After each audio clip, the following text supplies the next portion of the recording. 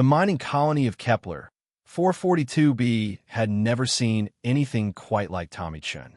At 12 years old, he was the youngest human to ever set foot on the distant world, brought along by his xenobiologist mother, Dr. Sarah Chun, when the Galactic Council finally granted Earth a research permit. The permit came with strict conditions. Humans were considered a probationary species and were forbidden from interfering with indigenous life forms. Tommy didn't care much about galactic politics. He was more interested in his golden retriever puppy, Max, who had somehow managed to pass all the quarantine protocols and join them on the journey. Max was barely 6 months old, all floppy ears and boundless energy, and he had an uncanny ability to find trouble in the most unexpected places. The research station sat on the edge of the Crimson Cliffs, towering red rock formations that stretched for hundreds of kilometers along the planet's northern continent. Below the cliffs lay the Sapphire Sea, an ocean of brilliant blue water that seemed to glow with its own inner light. The water's luminescence came from microscopic organisms that the research team had been studying for months. Dr. Chen spent most of her days in the laboratory, cataloging samples and running analysis on the various life forms they encountered. Tommy was supposed to stay within the station's protective barriers, attending virtual classes and helping with basic data entry. But 12-year-old boys and puppies have their own ideas about following rules. It started on a Tuesday morning when Max went missing during their routine walk around the station's perimeter. Tommy had been throwing a ball for the puppy when Max suddenly perked up his ears and bolted toward the cliff edge, his leash slipping from Tommy's distracted grip. "Max, come back here," Tommy shouted, but the puppy was already disappearing down a narrow trail that wound its way along the cliff face. Tommy knew he should alert his mother, but Dr. Chun was in the middle of an important video conference with the Galactic Research Council. The last time he had interrupted one of those meetings, she had grounded him for a week. Besides, how much trouble could one small puppy get into? The trail down the cliff was steeper than it looked from above. Tommy had to grab onto rocky outcroppings to keep his balance as he followed Max's excited barking. The sound echoed off the cliff walls, making it difficult to pinpoint exactly where the puppy had gone. As Tommy descended, he began to notice something strange about the rocks around him. They seemed to shimmer with the same blue light as the ocean below, and the air itself felt different, charged with an energy that made his skin tingle. His mother had mentioned detecting unusual electromagnetic readings from this area, but she had classified it as off-limits pending further investigation. The barking grew louder as Tommy rounded a bend in the trail and found himself standing before the entrance to a cave. The opening was partially hidden by hanging vines and crystalline formations that pulsed with soft blue light. Max's barking was definitely coming from inside. "Max, what have you gotten yourself into?" Tommy muttered, pushing aside the vines and stepping into the cave. The interior took his breath away. The walls were covered in the same luminescent crystals, creating a natural cathedral of light that stretched deep into the mountain. The air hummed with energy, and Tommy could feel his hair standing on end from the electromagnetic fields. But it wasn't the cave's beauty that made Tommy gasp. It was what he saw in the center of the main chamber. Max was sitting perfectly still, his tail wagging slowly, staring at something that shouldn't have existed on this planet. Curled up on a bed of soft moss and glowing crystals was a creature that looked like it had stepped out of Earth's ancient mythology. The dragon was small, probably no bigger than Max himself, with scales that shifted between deep purple and brilliant gold, depending on how the light hit them. Its wings were folded against its body, and its breathing was labored and shallow. Even from a distance, Tommy could see that the creature was in distress. "What are you?" Tommy whispered, taking a careful step closer. The dragon's head lifted at the sound of his voice, revealing large, intelligent eyes that seemed to hold depths of wisdom far beyond its apparent age. When those eyes met Tommy's, he felt something click into place in his mind, a connection that transcended species and language. The dragon was young, probably just hatched, and it was afraid. But more than that, it was alone and hurt. Tommy could sense its emotions as clearly as if they were his own, a phenomenon that should have been impossible according to everything humans knew about interspecies communication. Max approached the dragon slowly, his usual puppy exuberance replaced by an almost mystical calm. The dragon watched the approaching dog with curious eyes, showing no fear despite its weakened state. When Max was close enough, he gently licked the dragon's snout in a gesture of friendship that transcended any language barrier. Tommy knelt beside both animals, his heart racing with excitement and concern. Up close, he could see that the dragon's breathing was definitely labored, and there were patches on its hide where the scales looked dull and lifeless. "You're sick, aren't you?" Tommy said softly, reaching out his hand palm up in a gesture he hoped the dragon would understand as non-threatening. The dragon sniffed his fingers delicately, then pressed its snout against Tommy's palm. The contact sent a jolt of sensation through Tommy's nervous system, not painful, but overwhelming in its intensity.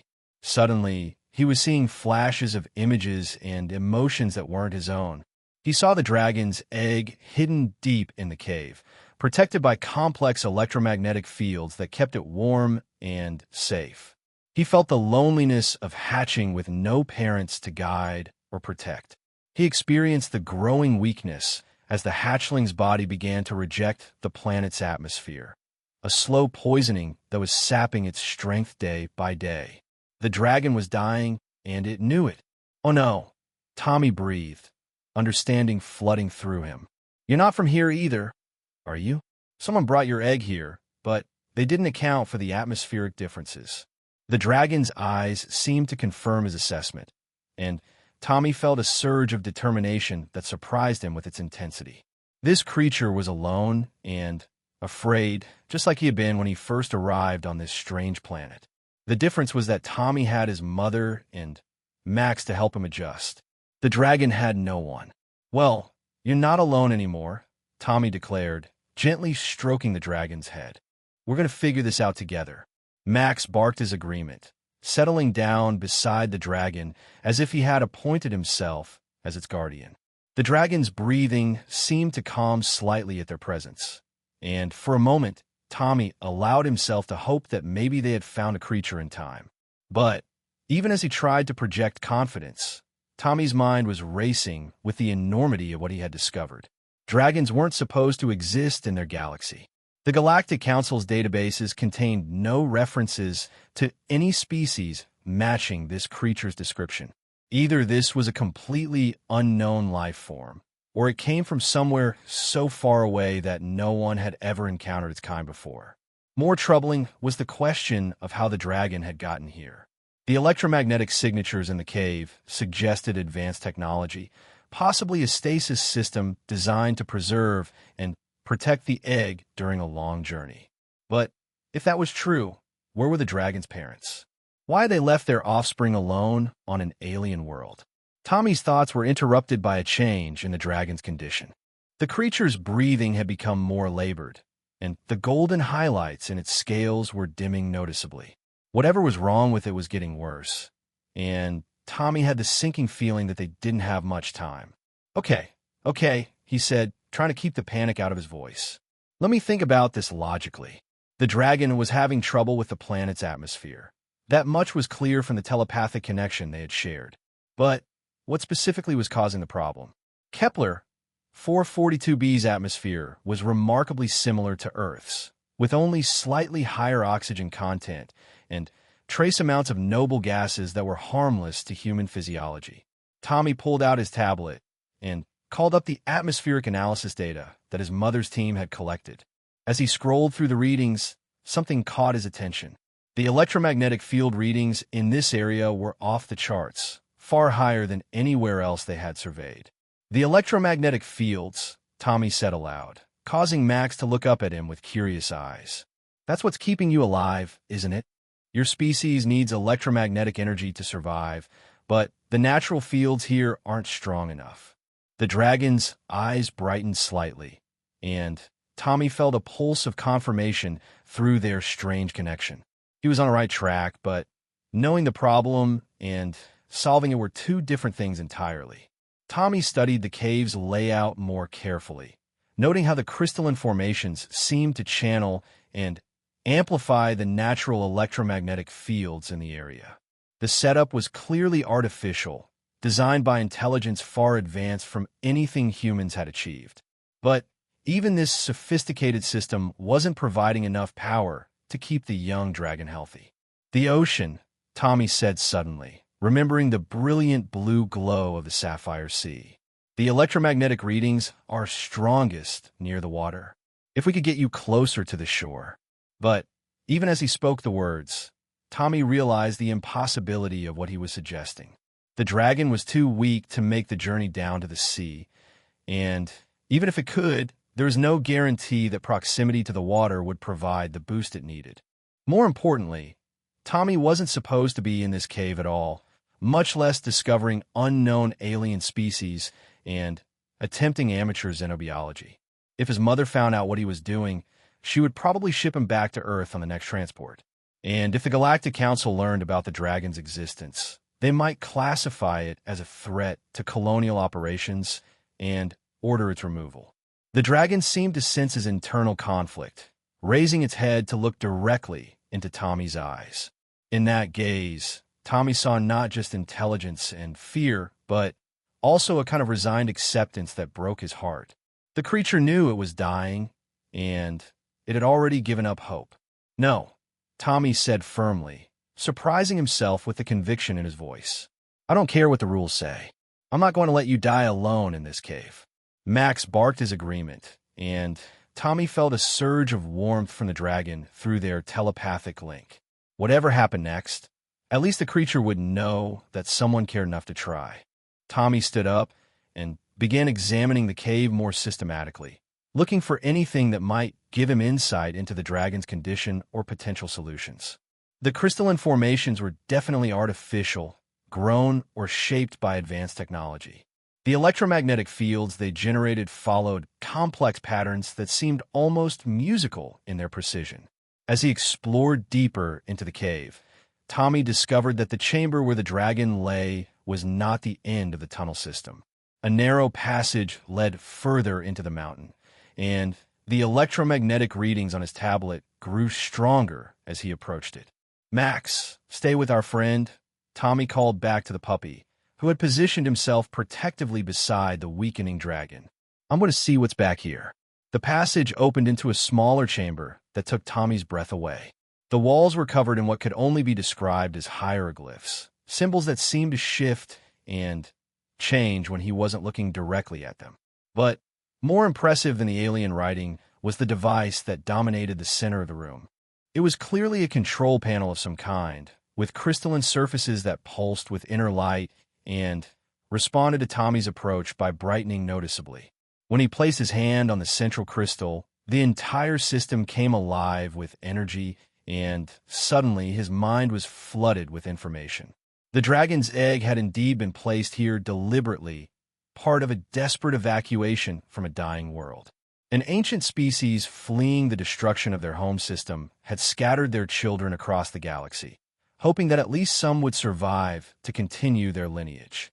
The stasis systems were designed to activate when the young dragons hatched, providing them with the electromagnetic environment they needed until they were strong enough to adapt to their new worlds. But this system was failing.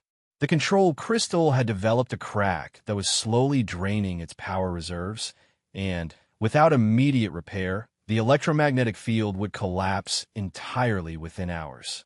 Tommy pulled his hand away from the crystal, his head spinning from the information download. Now he understood the full scope of the problem, but he also realized that he was completely out of his depth. This was technology beyond anything humans had achieved, and he was just a 12-year-old boy with a tablet and a determination not to let an innocent creature die. He returned to the main chamber to find Max still faithfully guarding the dragon, whose condition had visibly deteriorated even in the short time Tommy had been gone. The creature's breathing was now labored to the point where each breath seemed like it might be its last. "Hold on," Tommy whispered, kneeling beside the dragon and gently stroking its head. I know what's wrong now. I just need to figure out how to fix it. The dragon's large eyes fixed on his, and Tommy felt another surge of telepathic connection. This time, instead of receiving information, he found himself somehow sharing his own determination and hope with the creature. The dragon's breathing steadied slightly, as if drawing strength from Tommy's refusal to give up. Tommy looked at his tablet again, studying the electromagnetic field readings and trying to understand the patterns he had observed in the control chamber. The system was designed to be self-regulating, but the damaged crystal was creating feedback loops that were actually draining power instead of channeling it efficiently. An idea began to form in his mind, crazy and probably impossible, but the only option he could think of. The electromagnetic fields were strongest near the ocean, and the sapphire sea's bioluminescent organisms were clearly responding to some kind of energy source. If he could somehow get the dragon to the water. But the creature was too weak to make the journey, and time was running out. Tommy found himself faced with an impossible choice: follow the rules and watch the dragon die, or risk everything on a desperate plan that might not even work. As he wrestled with the decision, Max suddenly stood up and walked to the cave entrance, looking back at Tommy with an expression that seemed almost human in its intelligence. The puppy barked once, sharply, then returned to the dragon's side and gently nuzzled the creature's head. "You're right," Tommy said, understanding the message clearly. "We can't just sit here and watch. We have to try something." Tommy carefully scooped the dragon into his arms, surprised by how light the creature was despite its apparent solidity. The dragon didn't resist, seeming to understand that Tommy was trying to help despite the discomfort of being moved. The journey to the cave entrance felt like it took forever, with Tommy moving as carefully as possible to avoid jostling the weakened dragon. Max led the way, his usual puppy enthusiasm replaced by a seriousness that seemed far beyond his age. As they emerged from the cave into the afternoon sunlight, Tommy was struck by how much the world had changed while they were underground. Storm clouds were gathering on the horizon, and the wind carried the sharp scent of approaching rain. The sapphire sea below them seemed more luminescent than usual, as if responding to the changing atmospheric conditions. Tommy looked down at the steep trail leading to the shore and felt his heart sink. Even under normal circumstances, the descent would be challenging. Carrying a sick dragon while accompanied by an excitable puppy in increasingly dangerous weather conditions seemed like a recipe for disaster. But as he stood there hesitating, Tommy felt the dragon stir in his arms. The creature lifted its head and looked out toward the glowing ocean, and through their telepathic connection, Tommy experienced a surge of hope and longing so intense it took his breath away. The dragon wanted to live. It was willing to risk everything for even the smallest chance of survival. How could Tommy do any less? "Okay," he said, adjusting his grip on the dragon and starting down the trail. "Let's go save your life." The descent down the cliff face proved even more treacherous than Tommy had anticipated. The trail, which had seemed manageable during his earlier exploration, now felt impossibly narrow and unstable with the added weight of the dragon in his arms. Every step required careful calculation, and more than once Tommy found himself pressed against the rock wall as loose stones cascaded down toward the churning waters below. Max proved to be an invaluable companion during the journey. The puppy seemed to instinctively understand the gravity of their situation, moving with unusual caution and frequently pausing to look back and ensure that Tommy was managing the challenging terrain. When the trail became particularly steep, Max would position himself just ahead of Tommy's feet, providing a visual reference point for safe footing. The dragon remained conscious throughout the descent, though its breathing had become increasingly shallow. Through their telepathic connection, Tommy could feel the creature's wonder at seeing the vast ocean spread out before them. Despite its weakened state, the dragon's mind remained sharp and alert, and Tommy sensed that it was somehow drawing strength from their proximity to the electromagnetic fields generated by the sea's bioluminescent organisms. As they descended, the storm clouds continued to gather overhead, and Tommy began to hear the distant rumble of thunder. The wind picked up significantly, carrying with it the sharp, ozone-tinged scent that always preceded electrical storms on Kepler 442b. Tommy's tablet, still clipped to his belt, began registering increasingly strong electromagnetic readings as they approached sea level. About halfway down the cliff face, they encountered their first serious obstacle. A section of the trail had been washed away by recent rains, leaving a gap of nearly 2 meters between stable footing. Under normal circumstances, Tommy might have been able to jump the distance, but carrying the dragon made such acrobatics impossible. For several minutes, he stood at the edge of the gap, trying to figure out an alternative route. The rock face on either side was too sheer to climb, and turning back would mean admitting defeat when they had already come so far. Max whined softly beside him, seeming to understand their dilemma. The dragon stirred in Tommy's arms and lifted its head to look at the gap. Through their mental connection, Tommy suddenly received a series of images and sensations that took him a moment to interpret. The dragon was showing him something about the electromagnetic fields in the area, how they flowed and concentrated along certain paths through the rock. "You want me to follow the field lines?" Tommy asked quietly, studying the cliff face with new eyes. Looking more carefully, he began to notice subtle variations in the rock coloration that seemed to follow the patterns his tablet was detecting. The electromagnetic fields were indeed flowing along specific geological formations, creating natural pathways that were safer and more stable than the official trail. Following the dragon's guidance, Tommy found a series of natural handholds that led around the washed-out section of trail. The route was longer and required more climbing than he was comfortable with, but the rock felt solid under his hands, and the electromagnetic readings suggested that this path was somehow reinforced by the planet's natural energy fields. Max adapted to the new route with typical canine agility, scrambling up and down the rock face with an ease that Tommy envied. The puppy seemed to have appointed himself as their advanced scout, testing each potential foothold before Tommy committed to it. The alternative route brought them to a small ledge that offered a spectacular view of the Sapphire Sea. From this vantage point, Tommy could see that the ocean's luminescence was not uniform. Instead, it formed complex patterns that pulsed and shifted like a living thing. The electromagnetic readings on his tablet were going crazy, registering energy levels that should have been impossible in a natural system. The dragon became noticeably more alert as they paused on the ledge. Its eyes, which had been growing dim during their descent, suddenly blazed with renewed intensity. Through their telepathic connection, Tommy felt a surge of recognition and hope that was almost overwhelming in its intensity. "You recognize this place," Tommy said, understanding flooding through him. "This is where your people were supposed to come."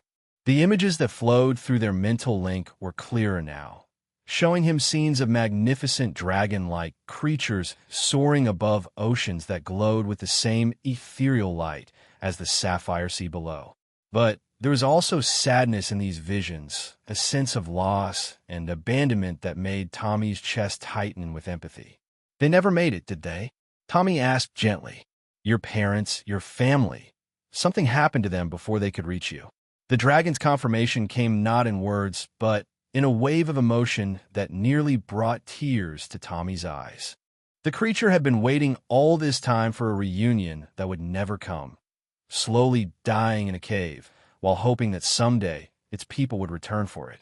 Max pressed against Tommy's leg, offering comfort with his warm presence. The puppy seemed to understand the emotional exchange taking place, even without the benefit of telepathic connection. His simple, unconditional loyalty provided a stark contrast to the cosmic tragedy they were witnessing. Thunder rumbled overhead, closer now than before, and Tommy realized they needed to keep moving. The storm was approaching rapidly, and being caught on the cliff face during an electrical storm would be dangerous for all of them. The electromagnetic fields that were providing hope for the dragon's recovery could also make them a target for lightning strikes. The final portion of the descent proved to be the most challenging yet. The trail became increasingly steep as it approached sea level, and the loose scree made every step treacherous. Tommy found himself sliding more than walking, using his free hand to control their descent while keeping the dragon secure against his chest. Max had adapted his strategy as well, no longer ranging ahead, but staying close to Tommy's side where he could provide balance and early warning of unstable footing. The puppy's natural agility was complemented by an almost supernatural awareness of the safest path, as if he too was somehow sensing the electromagnetic fields that permeated the area. As they neared the bottom of the cliff, the dragon's condition began to improve noticeably. Its breathing became less labored, and the golden highlights in its scales grew brighter with each step closer to the water. The electromagnetic fields were definitely having a positive effect, confirming Tommy's theory about the creature's physiology. But their troubles were far from over. The shore of the Sapphire Sea was not the gentle beach that Tommy had imagined from above.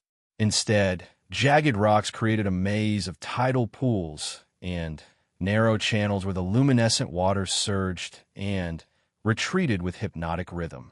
Finding a safe place to actually reach the water would require careful navigation through this natural obstacle course. The electromagnetic readings on Tommy's tablet were now so intense that the device was beginning to malfunction, its screen flickering and displaying error messages as the sensitive electronics struggled to cope with the energy levels they were encountering. But Tommy no longer needed the tablet to sense the fields. He could actually feel them now, a subtle, tingling sensation that seemed to flow through his entire body. More remarkably, he was beginning to understand how the dragon perceived these energy patterns. Through their telepathic link, he could sense the complex, three-dimensional structure of the electromagnetic fields, how they flowed and eddied around the rocky formations like invisible rivers of power. The dragon was no longer merely being carried. It was actively participating in guiding their route, using its supernatural senses to direct Tommy toward the strongest concentrations of energy. Together, they picked their way through the maze of tidal pools, moving closer to the source of the Sapphire Sea's mysterious luminescence. As they approached the water's edge, Tommy began to notice something extraordinary about the bioluminescent organisms that gave the sea its characteristic glow. They weren't simply responding to mechanical disturbance, as he had initially assumed. Instead, they seemed to be following complex patterns that synchronized with the electromagnetic fields in the area. "It's like they're communicating," Tommy murmured, watching as waves of light pulsed through the water in response to their presence. The dragon's excitement was palpable now, transmitted through their mental connection with such intensity that Tommy could barely contain it. The creature was recognizing something in the patterns, some form of communication or resonance that spoke to it on a level that transcended species barriers. Max had become equally excited, barking and wagging his tail as he splashed through the shallow pools at the water's edge. The puppy seemed to be responding to the same mysterious energy that was revitalizing the dragon, his usual playful demeanor amplified to an almost supernatural degree. Tommy carefully knelt at the edge of a large tidal pool where the water glowed with particular intensity. The electromagnetic readings here were off the charts, and he could actually see the energy fields as faint ribbons of light that danced just below the surface of the water. "Okay," he said softly to the dragon. "This is as close as I can get you. The rest is up to you." The dragon looked up at him with eyes that seemed ancient beyond its apparent age, and Tommy felt a surge of gratitude through their telepathic link that was almost overwhelming in its intensity. Then, the creature gently disengaged from his arms and slipped into the glowing water with a grace that seemed impossible given its earlier weakness. The transformation was immediate and dramatic. The moment the dragon made contact with the luminescent organisms, the entire tidal pool erupted in cascades of light that spread outward in expanding rings. The dragon's scales, which had been dull and lifeless during its illness, suddenly blazed with the same ethereal glow as the sea itself. But It was more than just a visual transformation. Through their telepathic connection, Tommy could feel the dragon's joy and relief as its body began to absorb the electromagnetic energy it so desperately needed. The creature's breathing, which had been labored for hours, suddenly became deep and regular. Max barked excitedly and splashed into the pool to join his new friend. The puppy's presence seemed to amplify the effect somehow, as if his simple joy and loyalty were adding their own energy to the healing process. Tommy watched in amazement as the dragon began to move through the water with increasing strength and confidence. Its wings, which had been folded tightly against its body during its illness, began to spread experimentally. Though still too young for flight, the creature was clearly testing its physical capabilities as its health returned. The storm, which had been approaching steadily throughout their descent, finally arrived with dramatic intensity. Lightning began to fork across the sky, and the electromagnetic readings in the area spiked to levels that should have been dangerous. But instead of creating problems, the electrical activity seemed to further energize both the dragon and the bioluminescent organisms in the water. Tommy found himself at the center of something that defied all his understanding of biology and physics. The dragon, Max, and the sea creatures were somehow working together in a symbiotic relationship that created energy instead of merely consuming it. The lightning strikes, rather than being random acts of nature, seemed to be following the same patterns as the electromagnetic fields they had been tracking. "This isn't just a coincidence," Tommy said aloud, his words barely audible over the increasing wind. "Someone designed this. Someone planned for this to happen." The dragon lifted its head from the water and looked directly at him. And suddenly, Tommy's mind was flooded with images and sensations that revealed the truth. The sapphire sea wasn't just a natural phenomenon. It was a beacon, a signal left behind by the dragon's people for any of their children who might survive to reach this world. The bioluminescent organisms were actually a form of biotechnology, genetically engineered to respond to the electromagnetic signatures of the dragon species. When activated by the presence of one of the creatures, they would create a network of energy that could sustain the young dragon until it was strong enough to survive on its own. But the system required more than just the dragon's presence. It needed a catalyst, something to bridge the gap between the alien technology and the planet's natural systems. That catalyst, Tommy realized with growing amazement, was supposed to be provided by the dragon's parents or guardians. In their absence, Max and Tommy had unknowingly fulfilled that role. The puppy's unconditional loyalty and Tommy's determination to help had provided the emotional resonance that the system needed to activate fully. Their simple act of friendship had completed a circuit that had been waiting for months to be closed. The realization was both humbling and terrifying. Tommy had stumbled into something far beyond his understanding, a technology so advanced that it incorporated emotional and telepathic elements that human science couldn't even begin to explain. And somehow, he and Max had become integral parts of a plan laid down by an alien civilization that had vanished long before humans had ever left their home planet. The dragon seemed to sense his emotional turmoil and responded by sharing images of its own wonder and confusion. The creature was as surprised by the turn of events as Tommy was, having expected either death or rescue by its own kind. The presence of humans and a dog in the activation sequence was as unprecedented for the dragon as it was for Tommy. But despite the strangeness of their situation, there was no denying the success of their desperate plan. The dragon was clearly recovering its strength with every moment it spent in the energized water. Its scales now glowed with the same intensity as the sea around it, and its movements had regained the fluid grace that was clearly natural to its species. Max had positioned himself as a faithful guardian, swimming in circles around the dragon and occasionally splashing excitedly when the light displays became particularly spectacular. The puppy showed no fear of the alien creature or the supernatural events surrounding them. To Max, this was simply a new friend who needed protection and companionship. Thunder crashed overhead as the storm reached its full intensity, but Tommy no longer felt afraid of the lightning. Through his connection with the dragon, he could sense the electromagnetic fields that were guiding the electrical discharges, and he understood that they were in no real danger as long as they remained near the water.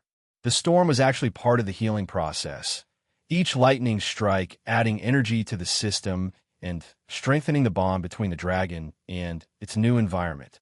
What had seemed like a dangerous complication was actually the final piece of a puzzle that had been waiting for millions of years to be solved.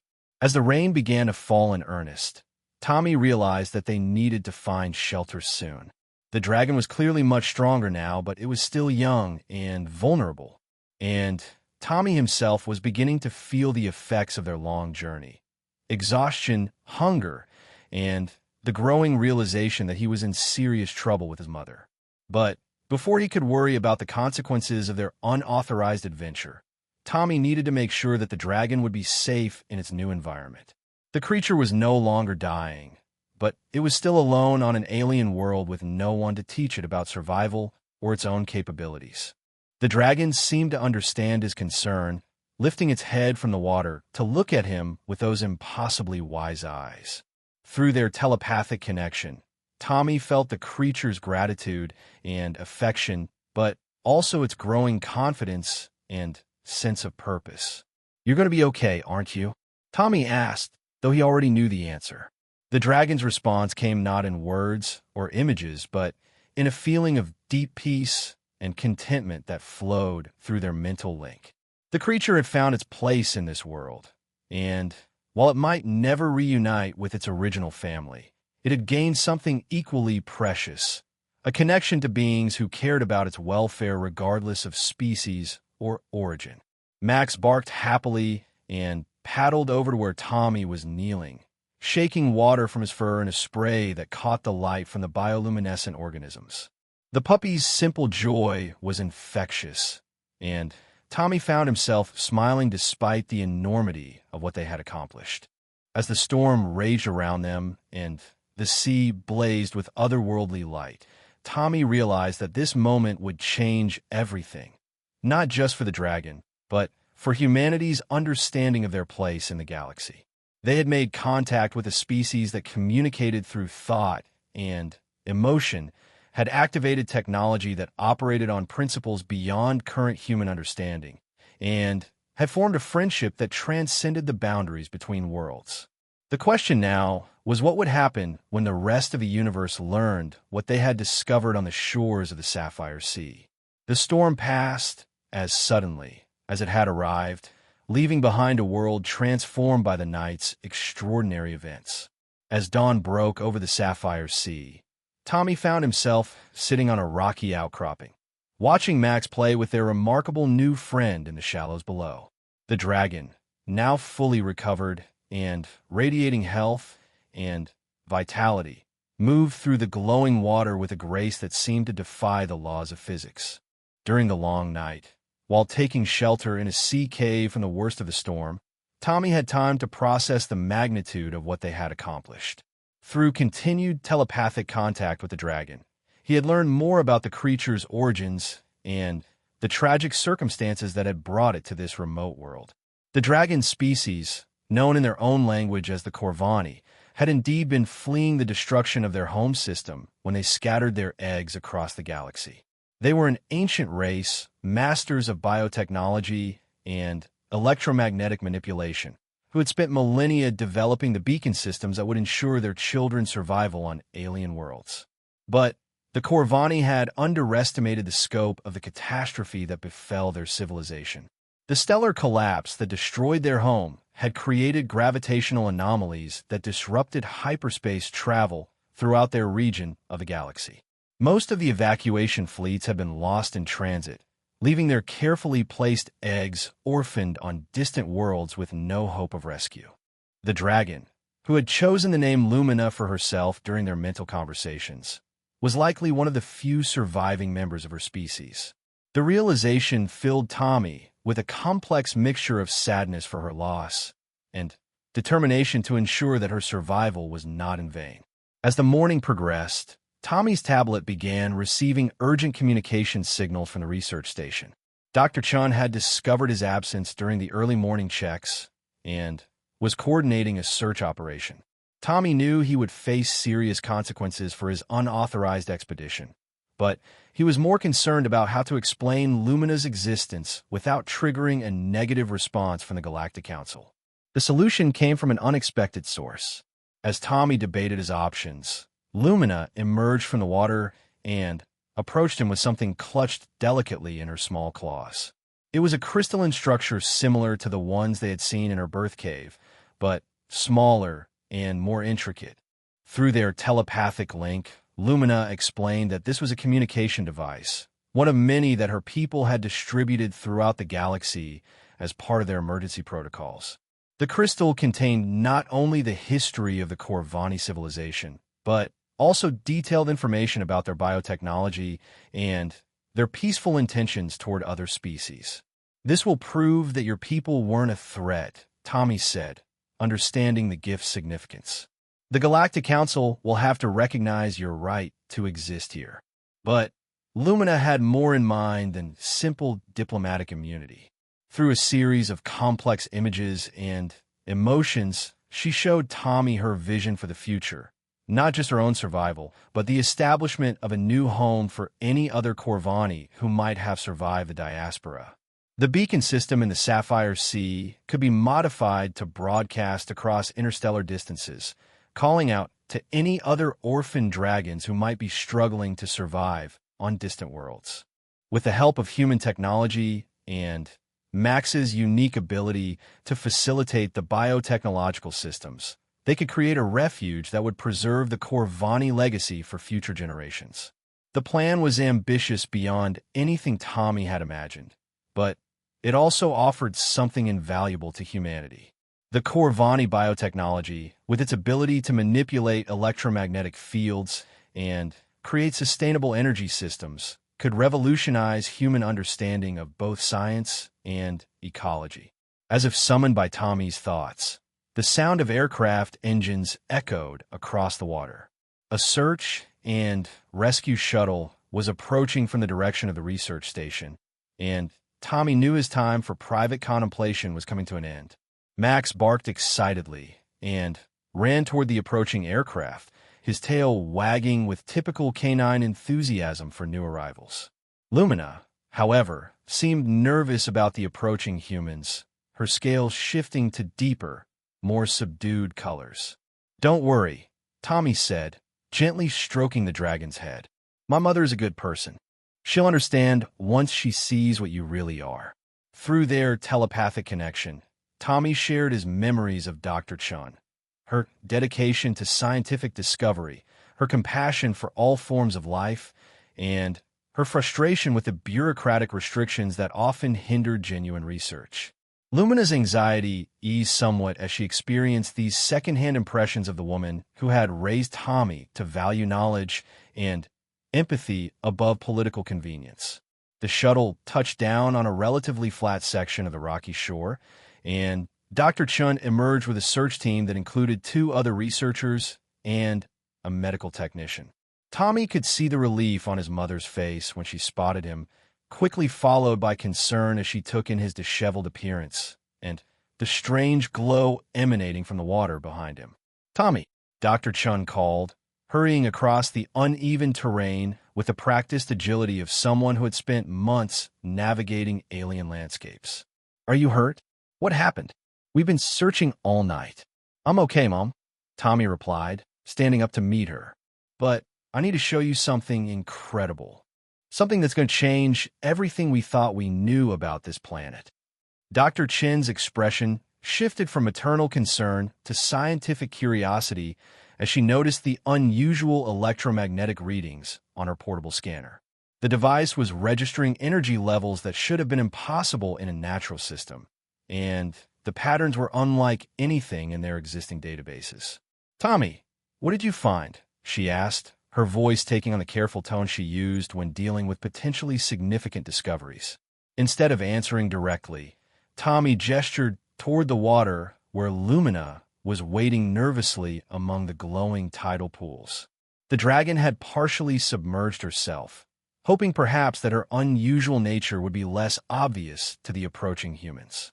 The effect of her appearance on Dr. Chun and the research team was immediate and dramatic.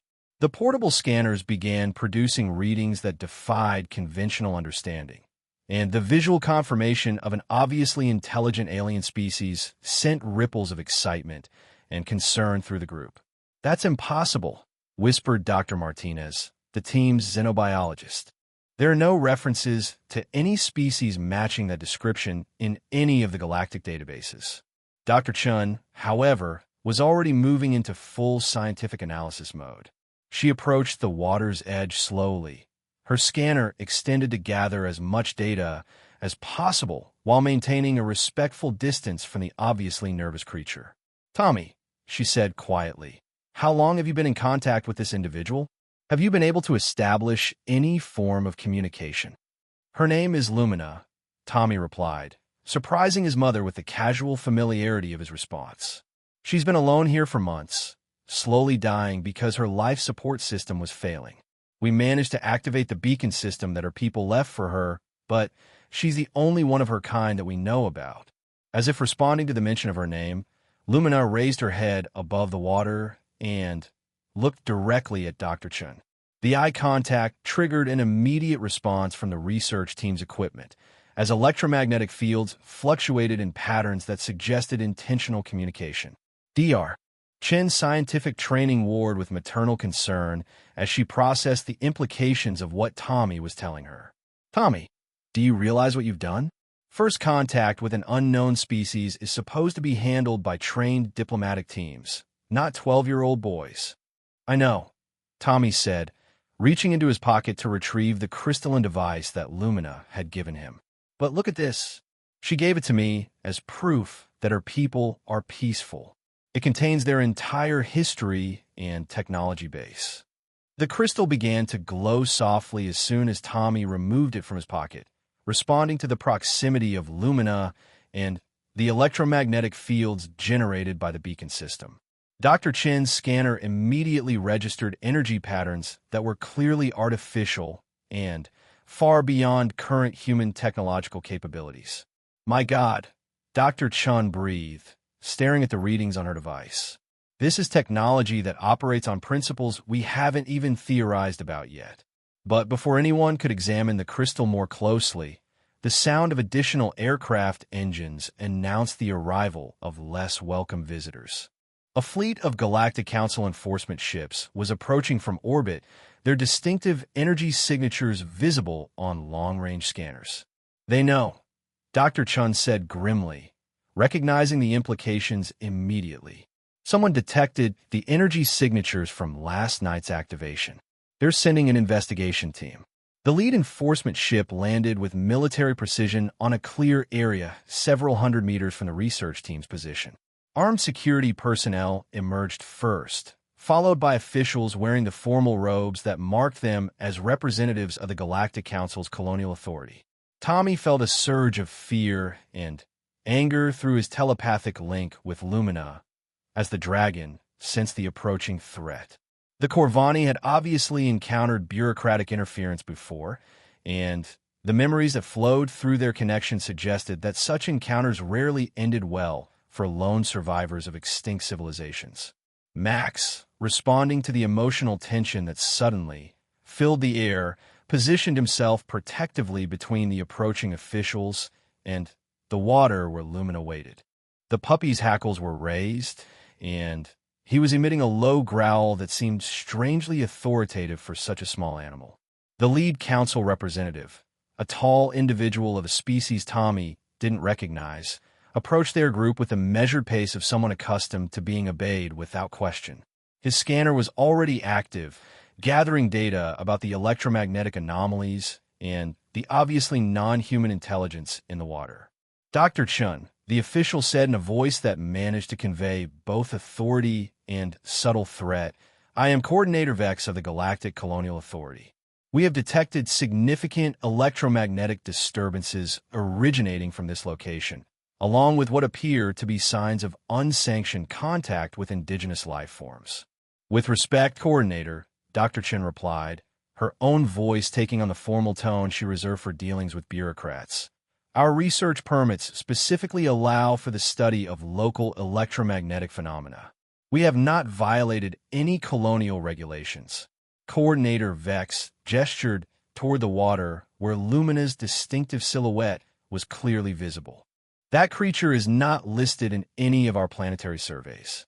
Its presence here represents either a failure of our initial assessment protocols or the introduction of an alien species without proper authorization. Tommy stepped forward before his mother could respond, driven by a sudden surge of protective anger that surprised him with its intensity. She's not an alien species. She belongs here more than any of us do. The coordinator's attention focused on Tommy with uncomfortable intensity. You have established communication with the creature? Under what authority have you conducted unsanctioned first contact protocols? Under the authority of basic decency, Tommy replied, his voice gaining strength as he spoke. She was dying and alone, and we helped her. That doesn't require authorization from anyone. Max barked his agreement and moved closer to Tommy's side, his simple loyalty providing moral support at a crucial moment.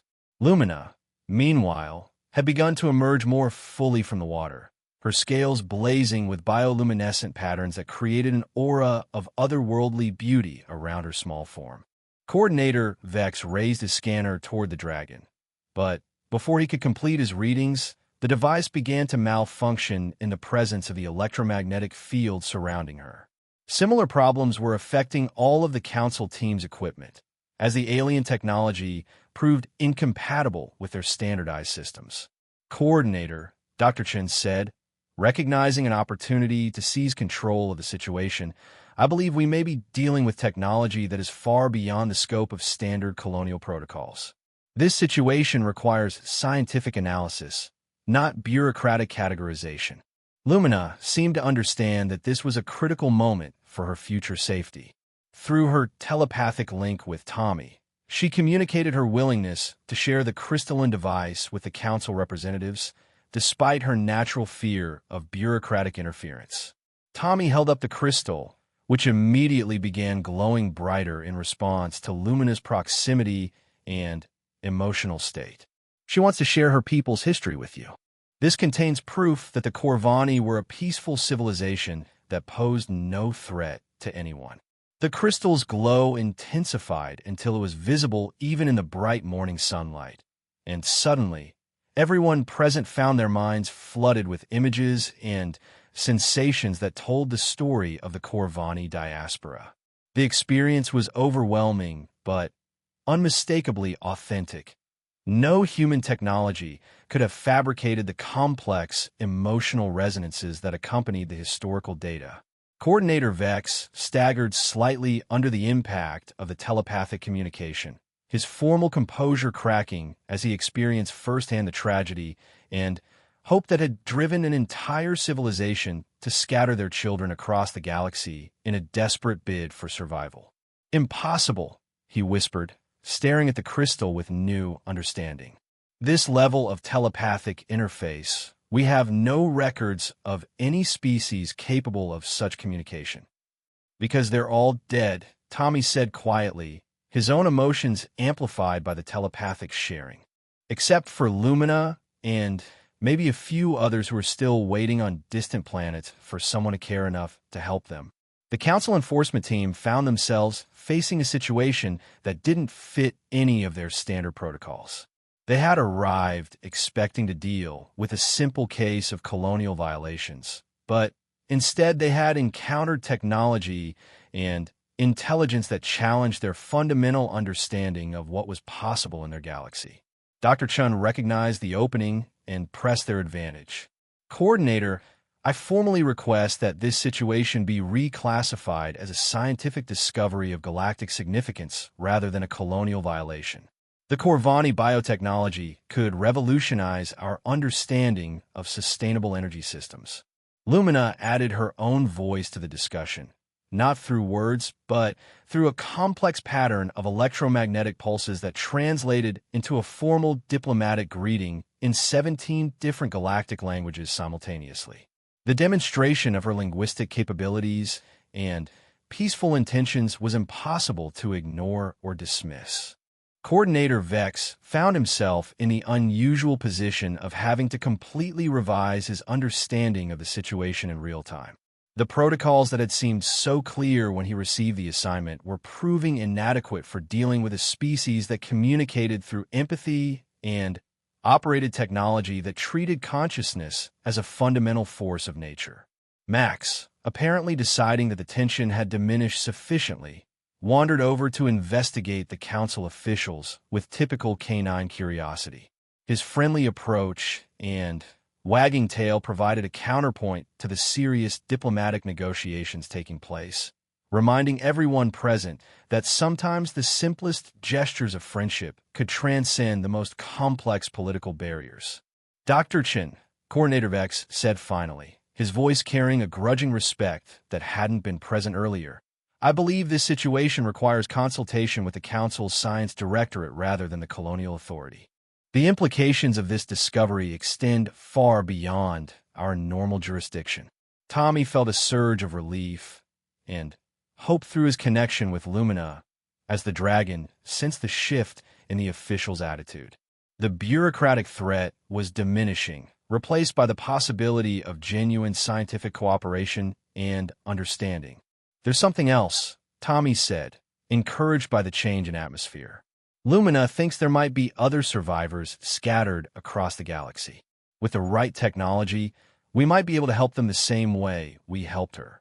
The prospect of discovering and assisting other surviving Corvani transformed the situation from a diplomatic crisis into a potential scientific and humanitarian mission of unprecedented scope. The beacon system that had saved Lumina's life could be expanded and enhanced, creating a network that might reunite the scattered remnants of an entire civilization. As the morning progressed and more details of the situation became clear, even Coordinator Vex found himself caught up in the excitement of discovery. The Corvani technology offered solutions to problems that had puzzled galactic scientists for generations, and the prospect of learning from species that had mastered biotechnological integration was too valuable to ignore. Dr. Chun had already begun planning the research protocols that would be needed to study and understand the beacon system, while Tommy continued to facilitate communication between Lumina and the various officials who needed to understand her situation. Max, meanwhile, had established himself as an unofficial ambassador, moving freely between the human officials and the dragon while somehow managing to put everyone at ease with his simple, uncomplicated acceptance of their extraordinary circumstances. As the sun reached its zenith over the Sapphire Sea, Tommy realized that their desperate nighttime rescue mission had evolved into something far greater than he had ever imagined. They had not only saved a life, but potentially preserved the legacy of an entire civilization while opening new frontiers for human scientific advancement.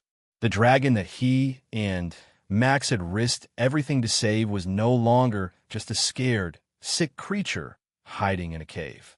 Lumina had become a bridge between species, a living embodiment of hope that proved intelligence and compassion could transcend the boundaries between worlds. And somewhere among the stars, other young dragons might be waiting in similar caves, hoping that someday someone would care enough to help them survive. Tommy looked out over the glowing waters where his new friend played with boundless joy, and he knew that this was just the beginning of a much larger adventure. The Galactic Council would eventually establish formal protocols for the Corvani Rescue Project. Universities across human space would compete for the opportunity to study biotechnological integration. Diplomats would negotiate the legal status of surviving refugees from extinct civilizations. But none of that bureaucratic complexity mattered as much as the simple fact that a boy, his dog, and a lonely dragon had proven that friendship could accomplish what governments and institutions often could not. They had shown that sometimes the greatest discoveries came not from following rules and protocols, but from having the courage to do what was right, regardless of the consequences. As Lumina spread her wings for the first time since her recovery, catching the electromagnetic currents that flowed invisible through the air above the sapphire sea, Tommy felt a deep satisfaction that had nothing to do with scientific advancement or diplomatic breakthroughs. He had kept his promise. The dragon would not die alone and forgotten in a cave. She would live and thrive and perhaps someday reunite with others of her kind who were still waiting among the stars for someone brave enough to answer their call for help. Max barked joyfully as Lumina achieved her first brief moment of flight, his simple happiness a perfect expression of what they had all learned during their extraordinary adventure. Love and loyalty were universal languages that could bridge any gap between species, worlds, or civilizations. And sometimes that was all the technology anyone really needed.